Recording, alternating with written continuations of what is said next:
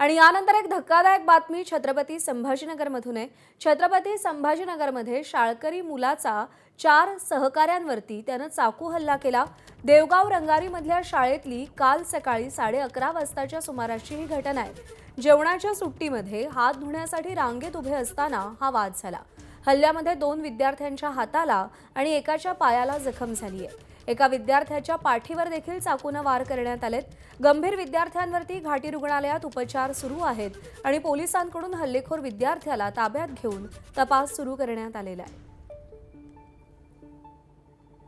कृष्णा केंडे आपले प्रतिनिधी आपल्याला अधिक अपडेट देतील। कृष्णा, शाळकरी मुलांनी एकमेकांवरती हल्ला केलाय, एका मुलानं आपल्या सहकाऱ्यांवर हल्ला केलाय। मुख्य मुद्दा हाच आहे की शाळकरी मुलाकडे चाकू आला कुठून आणि जे जखमी आहेत त्यांच्यावर उपचार कसे सुरू आहेत?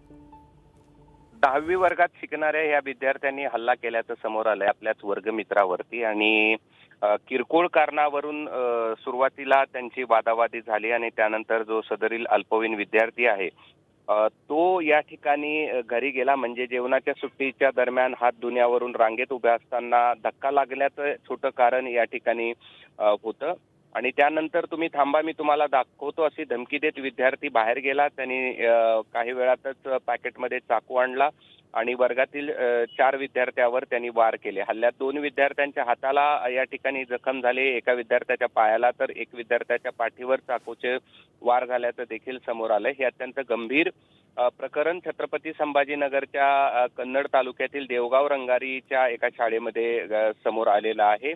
यातील विद्यार्थ्यांवर ग्रामीण रुग्णालयात काही उपचार करण्यात आले, तर काही ज्यातला जो अत्यंत थोडा गंभीररित्या जखमी आहे त्याच्यावरती छत्रपती संभाजीनगरच्या घाटी रुग्णालयात उपचार या ठिकाणी सुरू होते, तर काहींना प्राथमिक उपचार करून सोडण्यात आले। या घटनेनंतर शाळेभोवती आसपास भीतीचं वातावरण निर्माण झालेलं होतं। पोलिसांनी तातडीनं या घटनास्थळी धाव घेतली आणि जो अल्पवयीन विद्यार्थी आहे ज्याने आपल्याच वर्गमित्रावर बरोबर आहे, शाळेमध्ये जर असे चाकू हल्ल्यासारखे प्रकार घडणार असतील तर विद्यार्थी शाळेतही सुरक्षित नाहीत का, असा सवाल उपस्थित होतोय। कृष्णा, धन्यवाद।